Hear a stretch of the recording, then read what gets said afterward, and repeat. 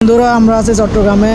আর আপনারা এরকম কন্টেনারগুলো আসা যাওয়া করতে অনেক জায়গায় দেখেছেন, কিন্তু এগুলা কিভাবে জাহাজে তোলে এবং নামায় সেগুলা আপনারা হয়তো দেখেন নাই। তো এইভাবে হচ্ছে যে ক্যারেনের মাধ্যমে, একটি বড় ক্যারেনের মাধ্যমে গাড়ি থেকে কন্টেনার নিয়ে জাহাজে তোলা হয় এবং সেমভাবে একইভাবে জাহাজ থেকে কন্টেনার নিয়ে গাড়িতে লোড করা হয়। আপনারা দেখতে পাচ্ছেন একটি গাড়িতে কন্টেনার, তো দেখতে পাচ্ছেন কিভাবে কন্টেনার ওঠানো হচ্ছে। এই হচ্ছে কন্টেনার। তো কন্টেনারে এখন লকগুলা বসাবে। তো একজন লোক হাতে করে লক আনছে এবং লকগুলা লাগাচ্ছে, চার কোনায় দুটো লাগাবে।